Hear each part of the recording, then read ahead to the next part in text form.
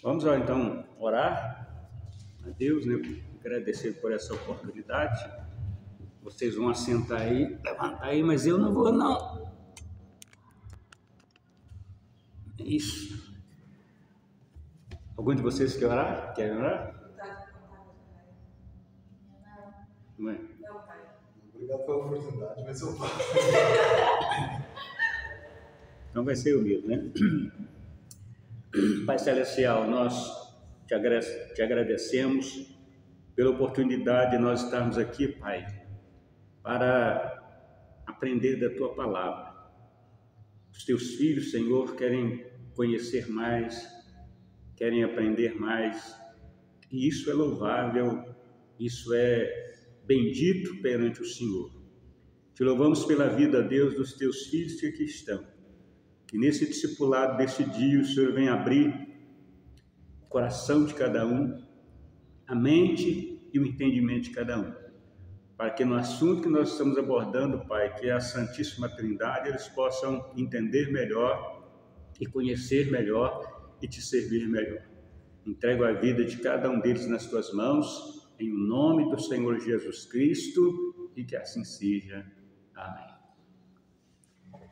Bom, pessoal, então nós estamos falando sobre o tema, né, que foi abordado, o tema que foi colocado na semana passada. Nós tivemos alguns comentários, mas não foi suficiente, eu creio.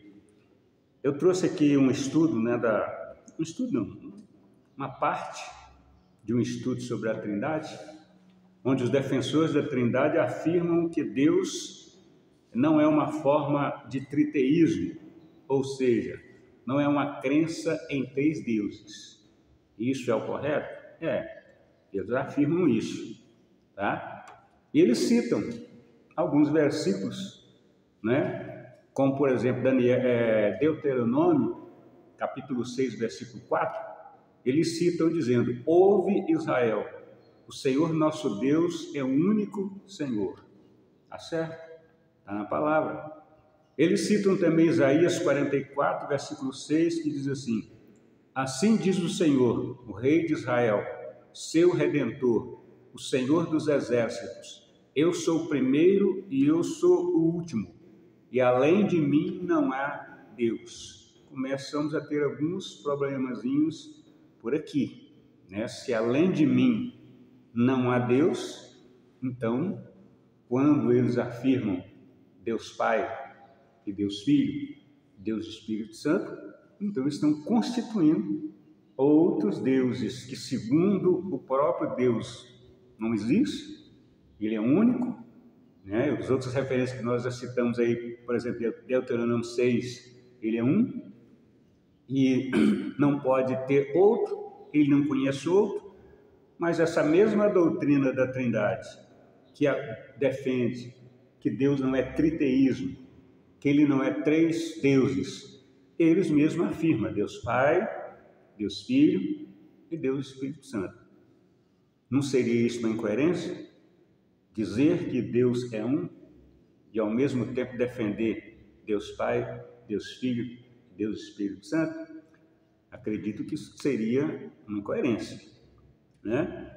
E aí eles prosseguem citando os textos, né, alguns textos, Êxodo capítulo 20, do versículo 3, que é um estudo da Trindade, né, que nós conhecemos, tá? Estou fazendo um estudo deles, mostrando para vocês, né, como eles apresentam bem, mas as incoerências vêm nos textos, tá?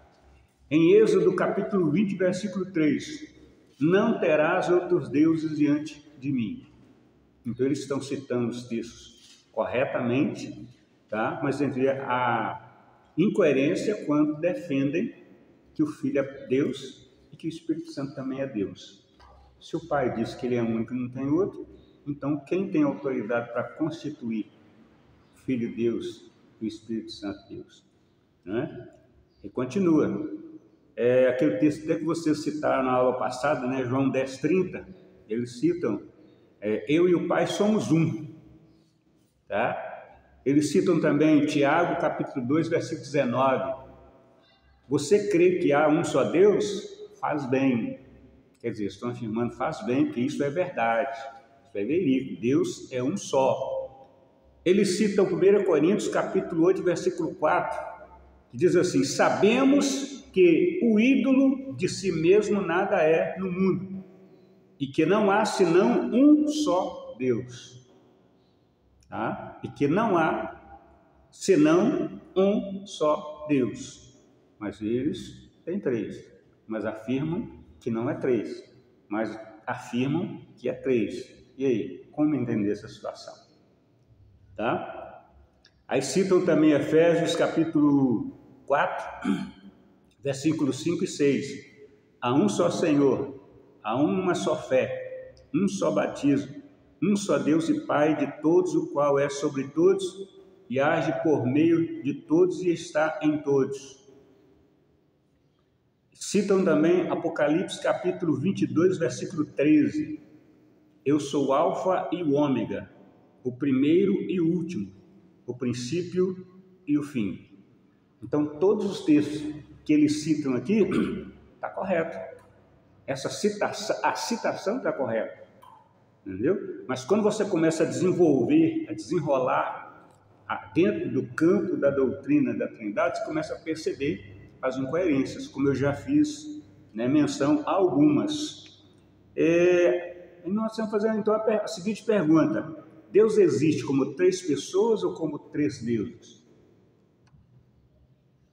Seria um questionamento. Deus existe como três pessoas ou três deuses? Aí nós temos que fazer uma outra pergunta. Se o Espírito Santo, como eles dizem, é uma pessoa, como uma pessoa ser batizada na outra? Como se imerge uma pessoa na outra? Porque pessoa caracteriza indivíduo. Pessoa caracteriza independência, né? A identidade própria, DNA próprio, digital próprio, e vai por aí. Isso é pessoa. Como que eu posso pegar a pessoa da Vitória e pegar a pessoa da Stephanie e mergulhar a Stephanie na Vitória? Tem jeito? Não tem. Ela nunca vai deixar, a Stephanie nunca vai deixar de ser ela para ser Vitória, pelo menos por um minuto. E a Vitória também não vai deixar de ser Vitória para ser Stephanie. Então, todo jeito que você tentar pensar, você tentar imaginar dentro do contexto da doutrina da Trindade, existe mais de um Deus. Não tem como. Por isso é que fica na gente aquela confusão, né, que sempre ficou em mim, que eu sempre comentei, e por isso eu comecei a buscar, né, para poder encontrar a resposta. Porque não há, biblicamente falando, não há como responder Trindade. Do jeito que se põe, não. Um Deus que é um espírito pessoal, em três pessoas que também são pessoais. Um Deus pessoal, é soberano, mas de repente ele precisa de mais duas para formar um Deus. Incoerente, né? Ele não é um Deus soberano? Como é que ele precisa de mais dois para formar um? Então aí nós vamos para 4 deuses. Porque nós temos o Deus soberano, que é pessoal, né? Esse é indivisível, mas se nós formos seguir a orientação da doutrina da Trindade, nós vamos precisar de um outro Deus mais frouxo, mais fraco, que necessita de mais dois para completá-lo. Então aí nós já temos 2 deuses. E aí nós vamos pegar agora o Deus Filho e o Deus Espírito Santo. Então nós teremos um quarteto, ao invés de ser uma trindade. Então, por que você tentar raciocinar, você não vai conseguir chegar em acordo, né, assim, que satisfaça a necessidade que nós temos dessa compreensão, a necessidade que nós temos desse entendimento, tá? Eu pus até alguma coisa aqui: a doutrina da Trindade diz não ser uma forma de triteísmo, ou seja, não é uma crença em 3 deuses. Mas como isso pode ser verdade? Se ela afirma que o Pai é um Deus, o Filho é um Deus e o Espírito Santo é Deus. E eles citam textos. Nós vamos tentar ver se a gente consegue passar aqui um texto de cada uma das pessoas que eles citam. 1 Coríntios, leia em sua Bíblia, 1 Coríntios capítulo 8 e o versículo 6. Esse está citando, provando que Deus é um só. Pode ler para nós, um de vocês, se quiserem ler bem firme, para que os nossos irmãos de país também. 8:6. Todavia, para nós há um só Deus, o Pai, de quem é tudo, para quem nós vivemos. É um só Deus, Jesus Cristo, pelo qual todas as coisas e nós por ele. Eu estava quase entendendo. Presta atenção. Nós temos que ir lá no contexto que foi escrito. Quem está escrevendo isso aqui? Paulo. Quem é Paulo? Ele é um judeu que no ditado do cristianismo se converteu ao cristianismo. Agora, ele como judeu, ele está dizendo para nós, os judeus que cremos, para nós, judeus que cremos, há um só Deus, o Pai. Há um só Deus, o Pai, do qual procedem todas as coisas e para quem nós somos. Então observa aí que Paulo faz uma divisão que dá para a gente entender. Se nós não dá para entender seguindo o pensamento da doutrina da Trindade, mas se nós seguirmos o pensamento da Bíblia, dá para entender. Por quê? Ele faz separação. Para nós, cremos a um só Deus, tá? E ele coloca aí, ó, e um só Senhor, tá? Na verdade, a colocação de um só Senhor, porque na cabeça de Paulo, no momento, não raciocinava, por exemplo, que teria mais senhores, né? Se nós parar para analisar, nós temos mais senhores sobre nós, que nós temos que obedecer, nós temos que prestar conta, né? Nós temos o Senhor Jesus, que é o Senhor dos senhores. Isso é indiscutível, ele é o Senhor dos senhores.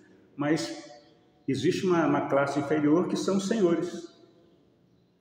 E que esses senhores nós temos que prestar obediência, prestar conta, né? No ministério, por exemplo, da chamada igreja, nós temos os superiores, né? No Ministério Casa da Bênção, por exemplo, nós temos, né, hoje o apóstolo Jair de Oliveira, que está superior a todos os bispos, né? Aí depois vem os bispos, que é a segunda hierarquia, que está superior a todos os missionários. Aí depois vem os missionários, isso aí dentro do contexto, né, da igreja, do estatuto da igreja, né? Depois vem os missionários, que estão acima de todos os pastores. Aí depois vem os pastores, que estão acima de todos, né? E assim sucessivamente, vai descendo até chegar lá nos membros. Esses são senhores, senhores e senhoras. Então, quando a Bíblia está falando que há um só Senhor, ela está no contexto de Senhor dos senhores, é um só. Mas no contexto de senhores do qual ele, Jesus, é o Senhor, é um. Mas no contexto dos senhores que ele é Senhor, existem vários senhores. Nós precisamos entender isso também. Porque os críticos pegam isso para tentar fazer com que a gente fique sem graça, fique perdido. Isso dá uma lapada assim que você, na hora, você fica meio perdido. Dá aquele travamento assim que até você conseguir processar tudo. Ele já arquitetou, o crítico já arquitetou tantos outros textos, já está jogando por cima, e às vezes você sai, né, cabisbaixo, se sentindo que foi derrotado, que não conseguiu atingir o alvo, o objetivo, é o passo que, na verdade, você poderia atingir, né, se tivesse esse processamento, né, essa argumentação. Então ele diz aí, ó, 1 Coríntios capítulo 8, versículo 6. Há um só Senhor, melhor, há um só Deus e Pai. Pronto, está resolvido. Não tem mais Deus aqui, para o qual procede todas as coisas. E um só Senhor. Outro erro que nós temos na nossa Bíblia: Jesus Cristo. A tradução não é Jesus Cristo, porque a tradução de Jesus Cristo é a tradução de Yeshua HaMashiach, ou Amashia na língua onde o A soa como é HaMashiach. Na língua quando o H, melhor, na língua quando o H soa é HaMashiach. Na língua onde o H é mudo, aí é Amashiach, né? Yeshua Amashiach. O certo, a tradução certa, já que foi traduzir dali, seria Jesus o Cristo, e não Jesus Cristo. Jesus Cristo soa como sobrenome. Jesus o Cristo soa como Jesus, alguém com uma missão especial, com uma unção, que é o caso, né? Yeshua HaMashiach é Yeshua o ungido. Jesus o Cristo. Jesus é a pessoa, o ungido. Aí estaria certo. Então, as nossas traduções, ela nos leva a ter Cristo como sobrenome de Jesus, quando na verdade não é. Todo contexto, né? Todo lugar. Toda parte que você vai ler, não existe. É igual, já que nós estamos tocando no assunto, outro problema que nós temos, que é a tradução de Espírito Santo. Eu já falei, inclusive, sobre ela, né? Da mesma forma como eles tiraram o artigo que coloca Jesus como uma pessoa ungida, eles tiraram também o artigo que torna o Espírito dependente do Pai. Então, nos originais está Espírito, que nem é Espírito, não é? Eles traduziram por Espírito, já falei sobre isso aqui no nosso encontro passado, né? É vento, é sopro, é hálito, mas eles traduziram como Espírito, tá? E tiraram o artigo do Santo. É Espírito do Santo no original, e não Espírito Santo. Porque Santo, da mesma forma que só tem um Pai, Santo também só tem um. Não existe santos na Bíblia. Existem santificados, que é o povo de Deus. Nós somos santificados através do sacrifício de Jesus na cruz. Nós somos santificados, é diferente. Pode-se usar o termo, às vezes se usa os santos, pode, mas tem que estar entendido que esses santos é abstrato. Ou seja, esses santos não são santos no sentido pleno, no sentido de essência.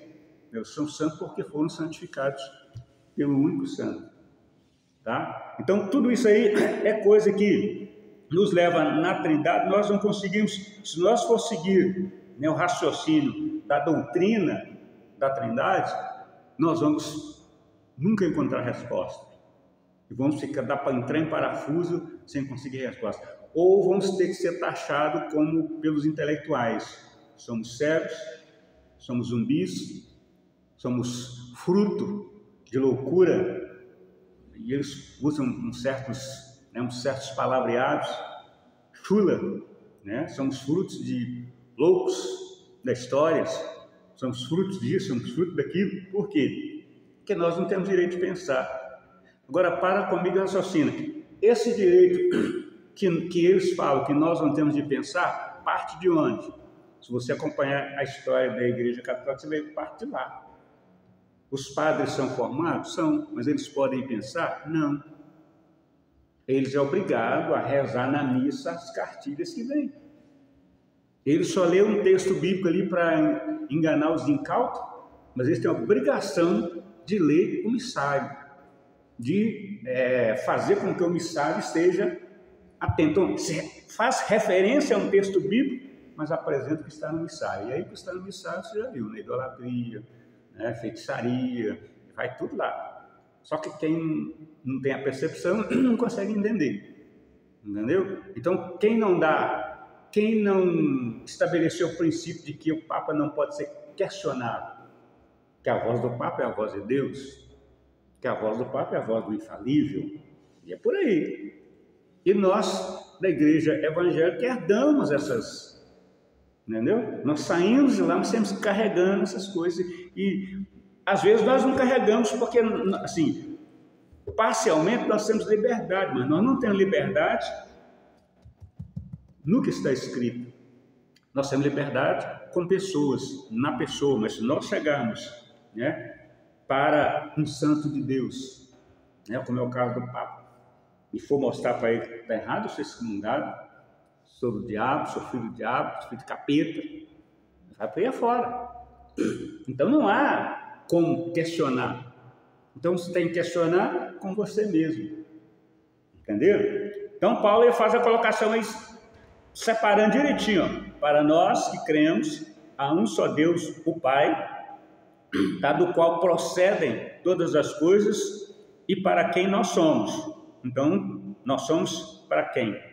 Vivemos para quem? Existimos para quem? Para o Pai.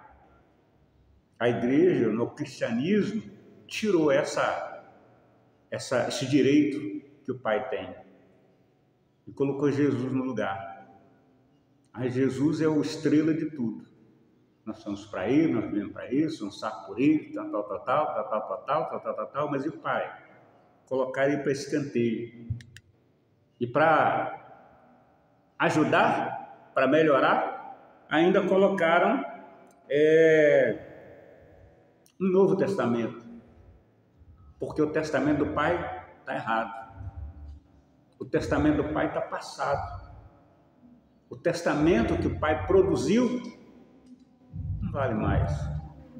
Tudo isso é uma construção espiritual, tá? Do espírito anti-Machia, do espírito anticristo, trabalhando há anos na história, preparando o cenário para a sua manifestação. É por isso que nós precisamos ter cuidado. Nós, como servos de Deus, precisamos ter cuidado, porque vamos, às vezes, não estar conscientemente seguindo o anticristo, mas inconscientemente estamos seguindo ele, seguindo a própria palavra que nós temos na nossa mão e seguindo ele. Por quê? Porque nós não corremos atrás, porque nós aceitamos de boca aberta o que as pessoas fazem, que se passaram para nós. E é natural, né? É natural isso acontecer. Só que, à medida que a gente vai crescendo, a gente tem que ir ficando adulto. Não é isso que o Paulo fala? Deixar as coisas de menino e começar a ser adulto.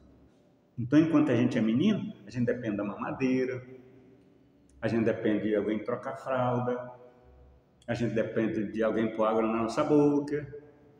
Mas a hora que nós vamos crescendo, já temos que ir procurando, né? Não desprezando, né, as fontes, as origens, as raízes, mas temos que procurar também a buscar entendimento, para saber se essa mamadeira que nós recebemos não tem veneno mortífero nela, que no caso é xixi figurado, né? Para saber se essa água que colocaram na nossa boca quando éramos pequenos, se não tem bactérias nela. No mundo espiritual, é claro. Então foi isso. Por isso é que eu sempre falei para vocês, à medida que eu comecei a crescer, então eu comecei a esses questionamentos. E aí eu vou brigar com A, com B, com C? Não, vou resolver o meu problema com Deus. Salvação individual. Nós não precisamos brigar com a igreja, não precisamos brigar com liderança, não precisamos... Vamos levando, vamos conhecendo, vamos colocando em prática, a nossa vida em prática, pautando a nossa vida na palavra de Deus, e o resto, o que a gente conseguir fazer, a gente faz. Se não conseguir, tem que deixar com Ele. O que eu resolver, né, que o Pai resolveu, vai ser isso. Mas voltando ao texto aqui, então, o Pai tem o direito, porque dele procede todas as coisas, e para Ele nós somos, tá? Apesar de Ele ter perdido esse direito, essa legalidade. E um só Senhor, Jesus o Cristo, né, como nós já falamos, por meio do qual são todas as coisas. Então nós temos, todas as coisas, procedência do Pai.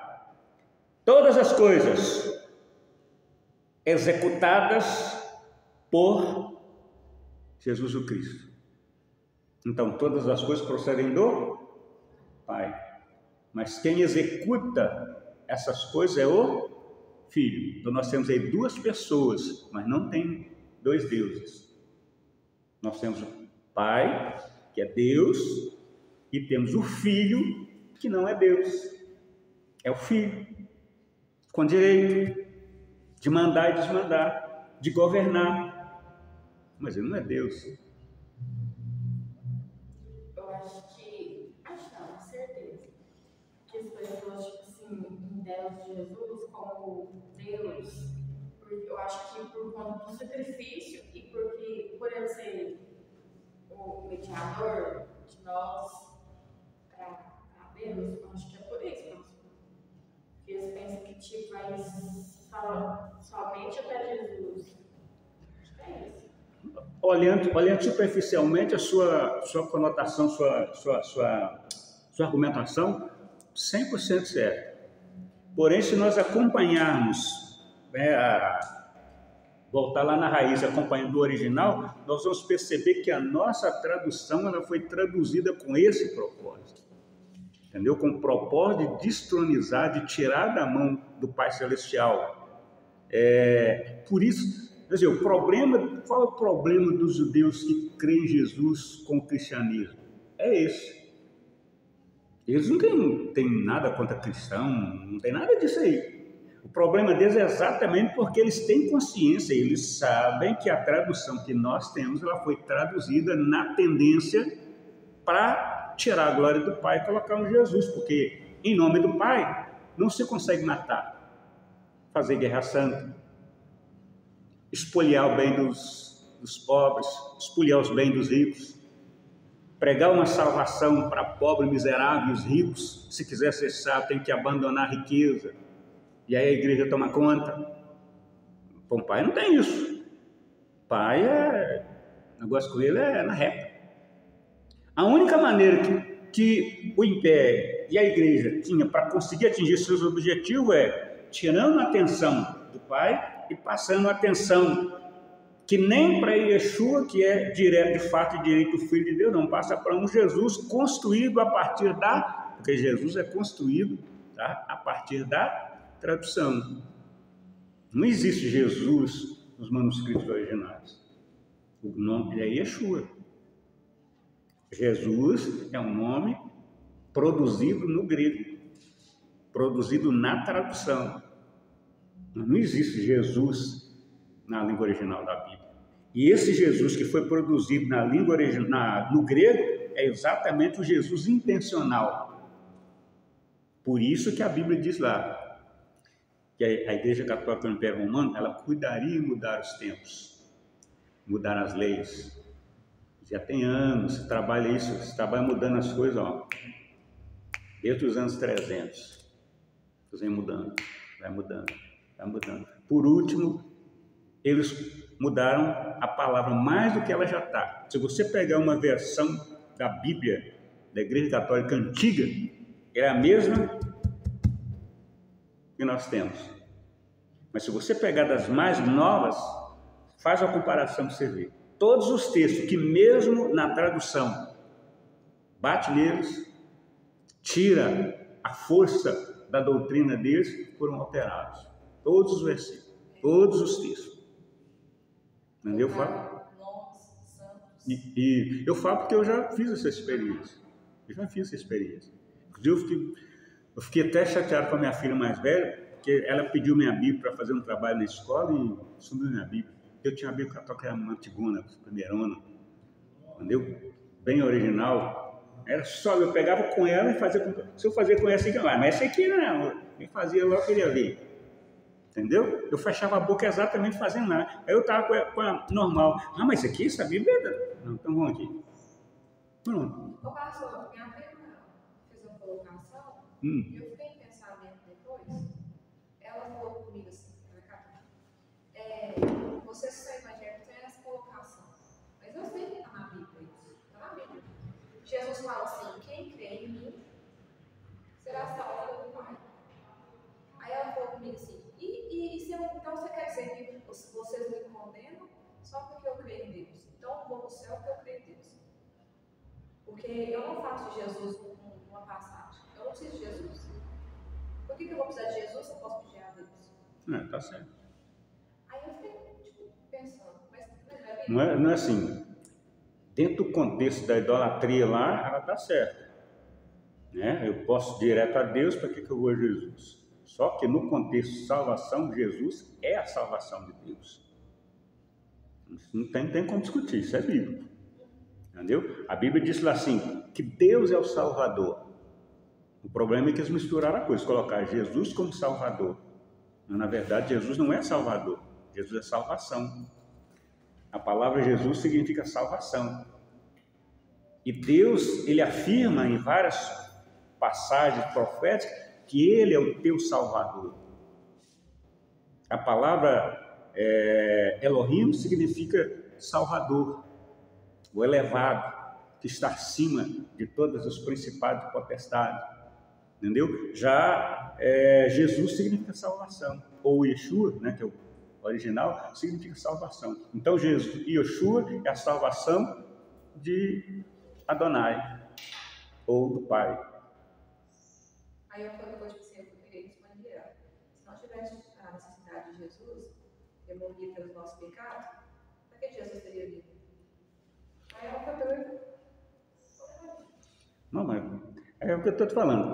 Dos dois lados, ela tem razão na fase de você ficar substituindo, uma oração que você pode fazer direto ao Pai, você substituir por santo.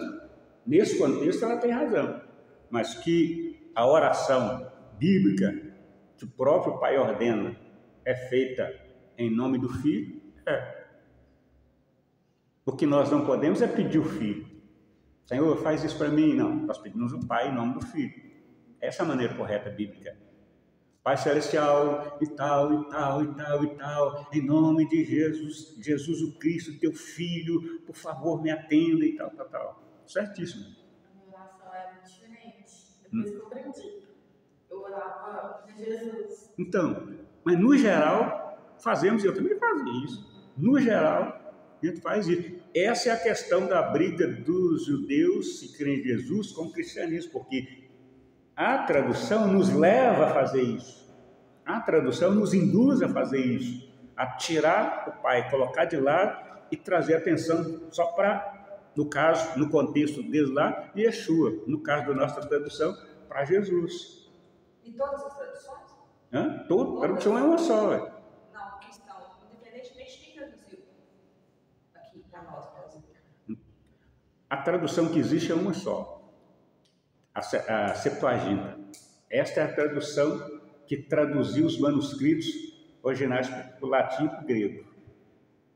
Desta originou as outras versões que nós temos. Entendeu? E essa versão, por exemplo, Padre Ferreira, era um padre Ferreira de Almeida, não Ferreira de Almeida é um padre. Entendeu? Os judeus que traduziram a Bíblia de Alexandria, os 12 de Alexandria, eram padres. Então, ela foi traduzida do hebraico, aramaico, latim e grego por padre. E depois 12 padres pegaram essa tradução daqui, que tinha muito erro, inúmeros erros, pegaram essa tradução daqui e traduziram e fizeram uma versão comum, sem corrigir os erros. Aí tem edição corrigida, né, que essa primeira você tem aí, né, edição corrigida, que eles corrigiram, aí depois vem a edição atualizada, atualizando, eles vão atualizando, e cada vez que eles atualizam, vai melhorando para eles, né? E piorando para quem realmente quer ter relacionamento com Deus, comunhão com Deus, vai atrapalhando. A Bíblia de Etiópia, ela chega antes todas essas versões? É a Bíblia de Etiópia, que era a primeira, onde eles juntam todos os livros, aí depois a Igreja Católica tira a maioria. Não, essa aí já está sendo baseado na tradução que já tinha feito, né, de João Ferreira de Almeida. João Ferreira de Almeida é 1800 alguma coisa. Entendeu? Tem a Bíblia a King James, né, que é um rei Tiago, que produziu ela. Até que colocaram o nome de Tiago na Bíblia, não é Tiago, é Jacó. Tudo isso aí a gente tem na Bíblia. Você está citando uma coisa que não é. Aí você chega na Bíblia, por exemplo, Deus. Quando você cita Deus, você invoca Deus, quem você está invocando? Zeus.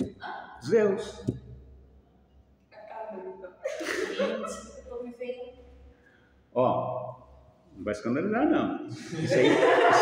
Isso aí tem que firmar mais a nossa fé. Entendeu? Que a palavra diz, não mistura isso. Não se, irmão, isso aqui hoje a palavra não mistura. Pode fazer o que quiser, mas ela não mistura, ela vai permanecer sempre. Nunca mistura. Entendeu? Por quê? Nós estamos falando aqui sobre o domingo. Né? Não é o dia do Senhor. O dia do Senhor é o sábado. Entendeu? Isso é Bíblia. O dia do Senhor é o sábado. Inclusive, eu achei até legal essa mudança de vocês de 5 para 6, porque o sábado termina exatamente às 18 horas. Então, nós vamos estar fazendo hoje, estamos fazendo o nosso discipulado na última hora do sábado.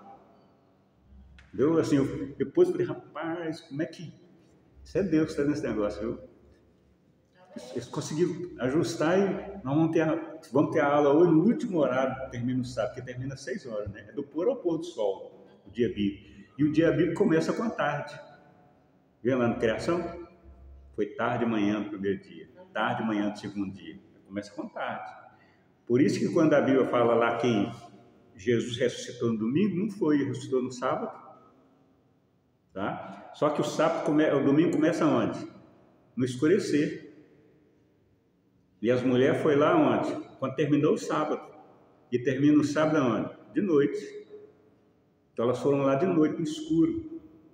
Quem viu Jesus ressuscitar foi só os guardas. Mas se você ler o texto lá, você vai ver que eles receberam dinheiro para não contar a história. E até hoje ninguém conseguiu, pelo menos até onde eu sei, ninguém conseguiu descobrir algum vestígio de realmente como aconteceu. Porque as narrações que nós temos na nossa Bíblia sobre a ressurreição de Jesus, na verdade, ela não está contando que Jesus ressuscitou. Ela está narrando os fatos que aconteceu pós-ressurreição. Por que ela está narrando 3 fatos diferentes? Como assim? Eu já li e já estudei sobre isso. Como? Cada autor prega a ressurreição de fato como aconteceu de um modo. Tipo, 3 pontos de vista. Mateus, João, Tiago. Isso faz parte da história, né? Por exemplo, você pega um livro de português, não de história, vamos ficar dentro da história então, de Pedro Canuto. Ele está contando a mesma história. Aí você vai e pega o livro de história que foi escrito pelo Paulo Freire. Vai contar por outro prisma, com outras informações, por outras fontes que ele pesquisou. Um pesquisou numa fonte, outro pesquisou em outra fonte. A narrativa evangélica mais confiável é de Lucas. Porque o que ele fala lá? Ele escreveu Atos e depois ele fala assim, ó, muitos empreenderam narrar os fatos que Jesus, e aí vai falando, pareceu a mim. Pesquisar nos mínimos detalhes significa que ele pesquisou os outros do Evangelho, mais outras fontes extras para poder produzir o Evangelho dele. Então, o que tem mais detalhe, o mais confiável em termos de informação, de detalhes, é o Evangelho de Lucas. Eu até tinha comentado sobre esses fatos que você citou, eu tinha até comentado com a minha mãe, que tem uma passagem bíblica que fala que eles foram pagos para chegar até os seus mestres e falar que Jesus não tinha ressuscitado, que os discípulos roubaram. E roubaram. E depois eu fui caçando os outros que não tinha nada. Bem, não. É que alguns evangelhos, no caso do evangelho de Mateus. Por que Mateus registra isso? Porque Mateus ele faz a ponte entre o Antigo e o Novo Testamento. Então, pelo fato de ele fazer a ponte do Antigo e do Novo Testamento, ele traz algumas informações que os outros não trazem, porque o objetivo dele é fazer uma ponte nos originais, ele faz uma ponte certinha que na verdade não é Novo Testamento. Deus renovou a aliança dele. Não é nova, foi uma renovação. A mesma aliança, porém, renovada. Entendeu? Aí na tradução nós temos Novo Testamento e Velho Testamento. Qual é a ideia?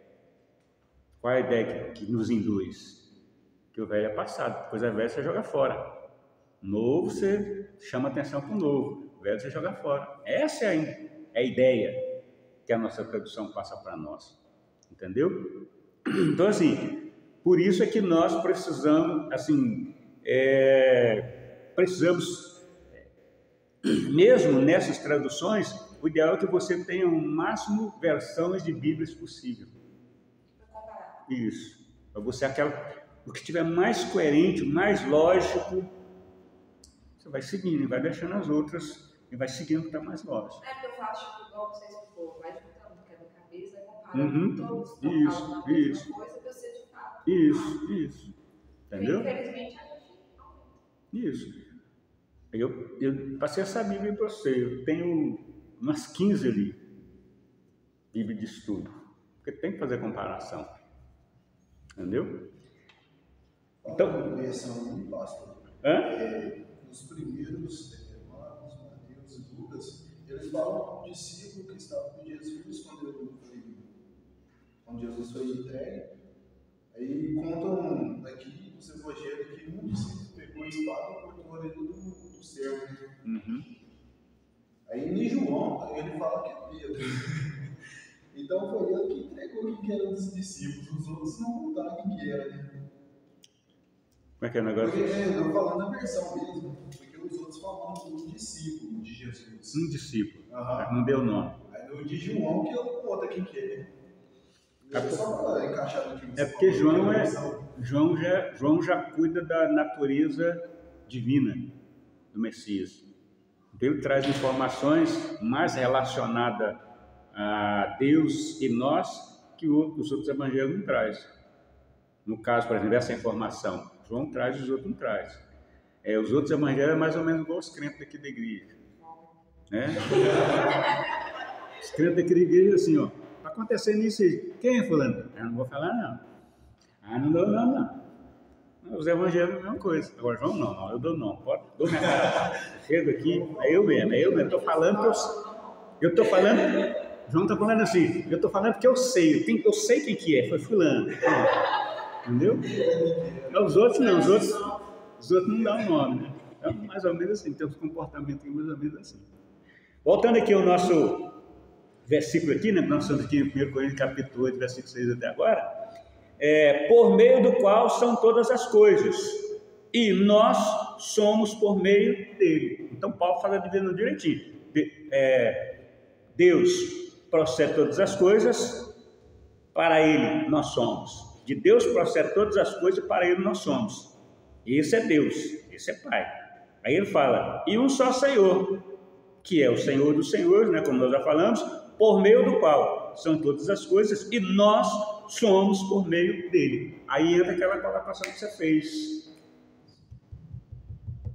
Entendeu? A oração é feita por meio dele. Ao Pai, não a ele, ao Pai, por meio dele. Entendeu? Isso. É o que nós vimos na aula passada. Só que nosso mediador, homem. Um homem que foi constituído pelo próprio Pai para ser o nosso mediador. E ele faz essa mediação por nós. Aí vem aquela questão que você colocou sobre a sua mãe lá, que abre uma questão de João 14, versículo 6, que nós temos que ter cuidado. Entra na colocação que você fez também, né? Jesus fala, eu sou o caminho, a verdade e a vida. Agora, tem lá ponto e vírgula. Ninguém vem ao Pai, senão por mim. Então, Jesus está falando o quê?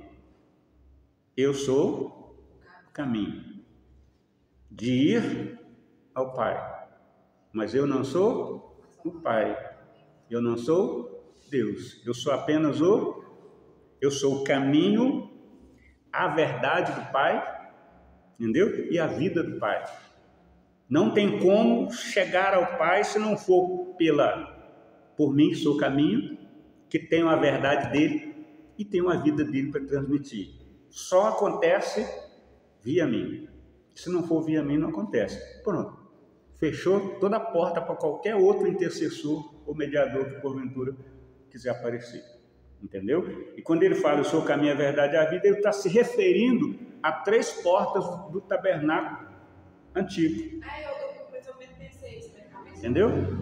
Lá tem 3 portas. A porta principal, caminho. A porta mediana, verdade. E a porta que entra no Santo dos Santos, vida. Então, quando ele fala, o seu caminho é verdade e a vida, porque lá no tabernáculo, entrar pela porta principal, oferecia sacrifício no geral, depois passar pela porta mediana, e o sacerdote tinha que oferecer sacrifício, né? Por ele, pela nação, e aí, nesse aqui, as pessoas tinham liberdade de todo mundo participar. Aqui, era só os sacerdotes, né? Que os sacerdotes entravam, e aqui, né, passando pela terceira porta, só o sumo sacerdote, uma vez por ano. Então, ele vinha, recebia de Deus e voltava e entregava lá. Vinha, recebia de Deus, voltava e entregava lá. Vinha, recebia de Deus, voltava e entregava lá. Aí Jesus está falando, não, eu sou as 3 portas. Eu resolvo tudo. Está tudo comigo. Eu cumpro tudo. É isso que, nesse sentido que ele falou, eu vim cumprir a lei. Mas cumprir o quê? Finalidade. A finalidade de Cristo é o cumprimento da lei. Mas não é dar fim nela. A finalidade é explicá-la. Trazer orientação, trazer explicação para a gente compreender com mais clareza a lei e a palavra do Senhor. Por isso nós precisamos ter cuidado, porque a Bíblia diz assim, ó, não há pecado se não for transgressão da lei. Todo pecado é transgressão da lei. Raciocine comigo, nós temos 5 minutos ali no horário que vocês colocaram. Raciocine comigo. A lei é que mostra o pecado. A lei é que mostra que você necessita do perdão, mas ela não pode te perdoar. Ela não pode te restaurar, porque ela foi feita não para te perdoar, não para te justificar, mas para te mostrar quem você é. Por não entender o propósito da lei, aí eles usam, inclusive Paulo fala lá em Romanos, né, que a lei estava enferma pela carne. Eles usam aquilo lá para dizer que a lei não tinha condição de salvar. Lógico, a função da lei não era salvar. A função da lei é mostrar para nós que nós somos pecadores e apontar a solução. Quem é a solução? O Messias. Ela apontou o Messias como a solução. Aí o Messias chega e a palavra da lei está na boca dele. Ele vem nos ensinar, nos instruir os mandamentos do Pai. A palavra do Pai. É isso que o pessoal precisa entender, eles não entendem. Aí entra com a questão de ter um Novo Testamento e um Velho Testamento. Não existe Novo Testamento e Velho Testamento. Existe uma lei, uma aliança que foi...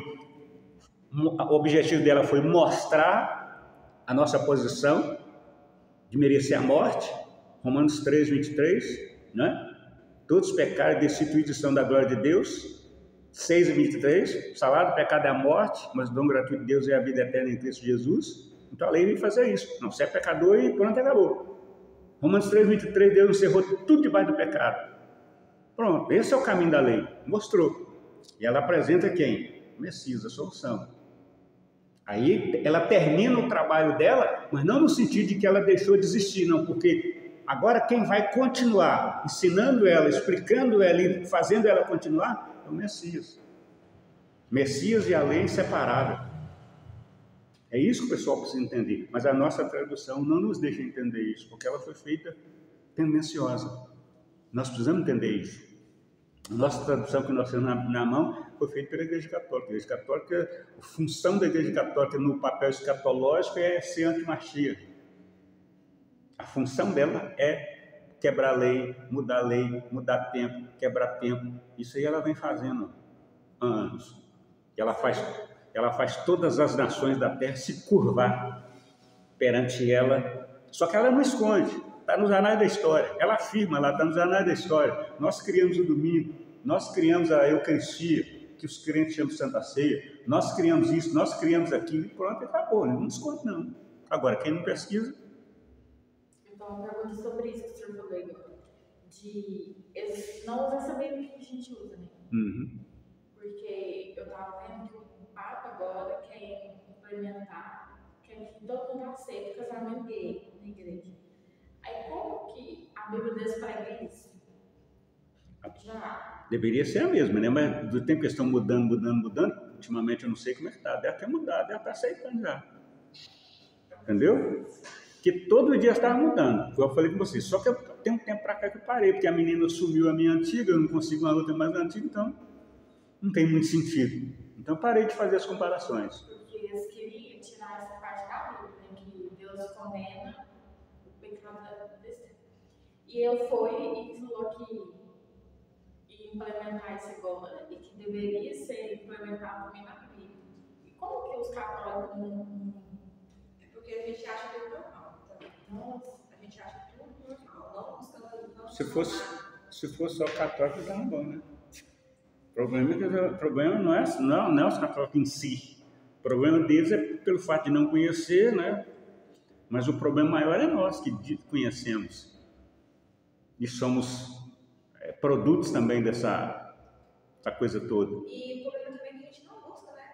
Eu estou falando. Tipo assim, a vida é muito boa. A Vitória, que a gente está conversando, a Vitória, nossa, eu não entendo, eu não estou entendendo. A gente gosta muito de então. Aí tem aqui, ela explica uma coisa e eu explico outra coisa. E eu estava buscando algumas coisas assim, pensando como a gente. Eu cheguei a comprar vários dicionários, porque tem palavras que a gente não entende. Se a gente não buscar dicionário, eu busco dicionário português, não tem nada condizendo. E mesmo assim existem algumas palavras que não foram traduzidas. Você chega no português, dicionário português, existe dicionário português do MEC e existe dicionário português de influência religiosa. Por exemplo, eu fui ao cartório registrar minha primogênita lá em Brasília, não registraram, porque era um nome diferente. Aí ele também deixou eu colocar o comentário do nome da menina, né? Entendeu? Aí eu falei para ele, olha, eu tenho um dicionário e tenho uma enciclopédia que prova que isso é nome próprio. Então vai lá e traz para ele. Eu saí de Brasília e vim para Paracatu, só para pegar, porque eu queria aquele nome. Só para pegar, peguei um dicionário e uma enciclopédia bíblica e levei. Falei, está aqui. Quem? Hã? A minha mais velha, Celina. É porque Celina para eles tem que ser com C, vem do celestial, influência religiosa. Eu queria Celina conhece.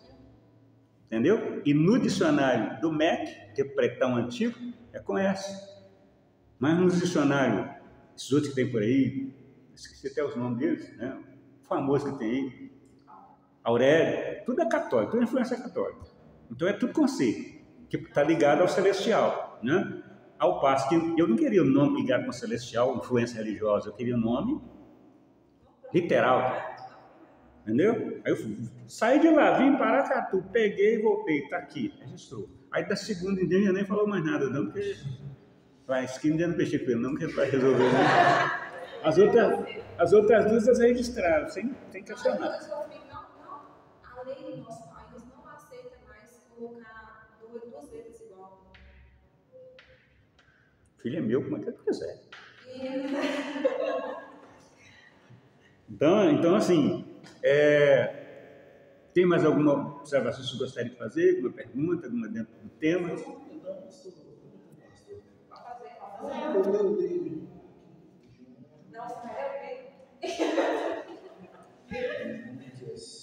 Qual que é o texto? João 17? João capítulo 17. Ele lembra que é Jesus ora por si mesmo. De 1 ao 5, não vou ler o 5 aqui. Quando Jesus está orando, ele fala: e agora, Pai, glorifica-me junto a ti, com a glória que eu tinha contigo antes que o mundo existisse. Só um comentário mesmo. Pois é, mas eu tinha lido. Pastor, mas você pensou assim, não entendi o que você quis. Antes você fazer uma pergunta. Pela trindade mesmo, aí eu li essa parte e Jesus não está se colocando aqui. Ele fala junto a ti. Boa observação dele, porque todas as referências em qualquer dos evangelhos que se refere ao Pai e ao Filho, nunca menciona o Espírito Santo. Nunca. E está sempre no singular, nunca no plural. É só prestar atenção. Mesmo nas nossas traduções, se nós prestarmos atenção com raciocínio ligado, nós não incorremos em risco. Evidentemente, quando a gente pode ir lá nas raízes, como eu estou fazendo, aí buscar é melhor ainda, fica coisa mais coerente. Entendeu?